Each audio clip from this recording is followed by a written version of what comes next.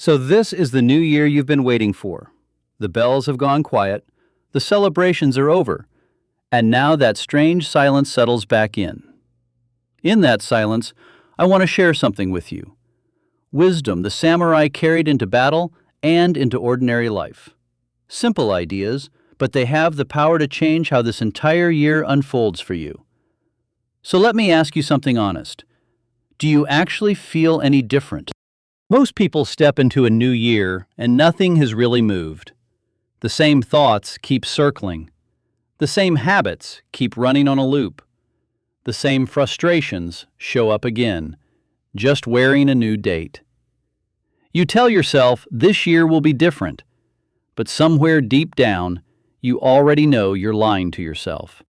The samurai had a word for this, kyojutsu, the blur between what's real and what's false. Most people live their whole lives trapped in it. They believe they want to change, but their actions tell the truth. They've grown comfortable in their own suffering. They've made quiet peace with staying exactly where they are. Breaking free from that costs something. It means seeing yourself exactly as you are, not as you wish you were. There's an old teaching that cuts straight through every excuse.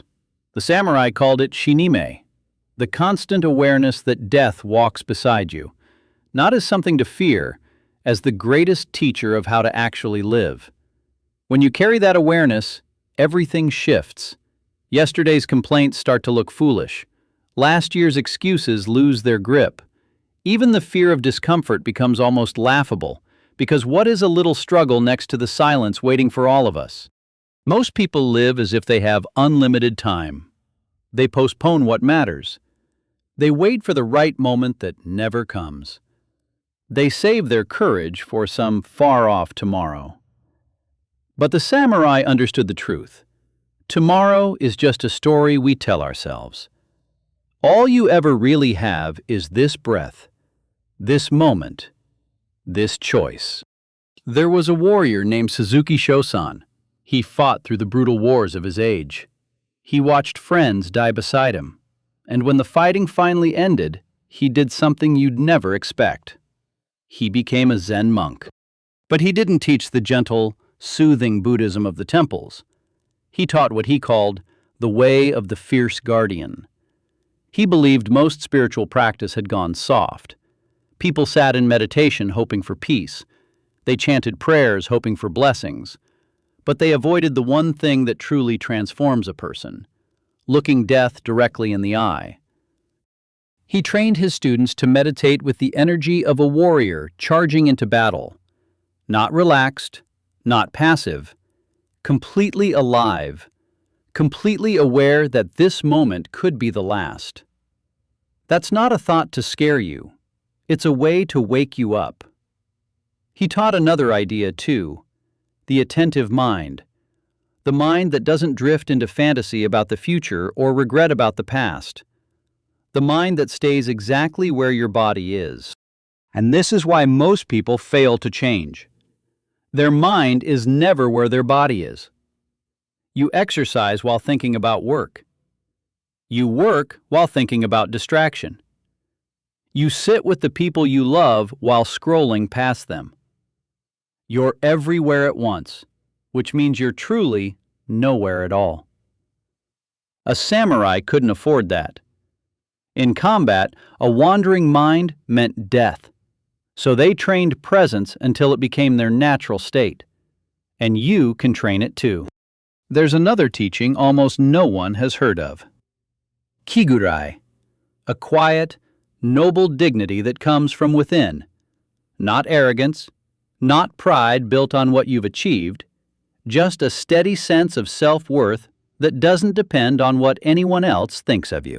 A person with that dignity doesn't need applause to keep going, doesn't need approval to trust their path, doesn't fall apart when criticized or get drunk on praise. They just keep walking forward with quiet certainty, because they chose their way and they trust themselves to walk it. And that's exactly what separates the people who transform from the people who only dream about it. The dreamer needs constant motivation. The dreamer needs the thrill of a fresh start. But the one with that inner dignity needs nothing but their own commitment. And that commitment holds steady whether anyone is watching or not. Most people treat discipline like a guest.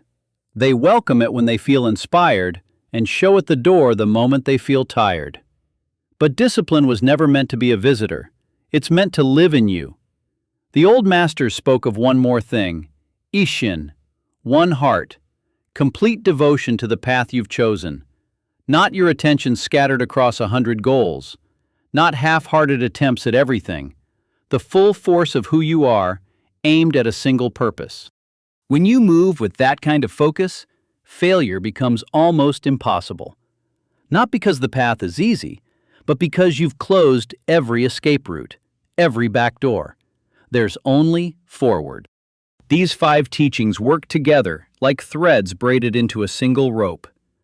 One asks you to be honest about where you really are. One reminds you your time is borrowed and precious. One pulls your wandering mind back to right now. One gives you the strength to walk your path without needing anyone's permission. And the last aims your whole heart at what truly matters. The samurai never saw these as separate ideas. They saw them as one way of living, the way that turns an ordinary person into the warrior of their own life.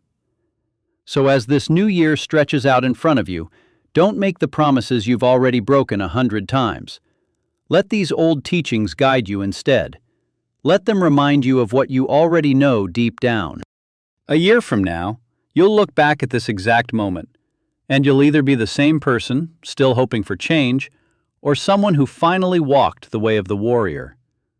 I believe you can. I believe there's more strength in you than you've ever let yourself see. The silence is still here. What you do with it is the whole year deciding itself.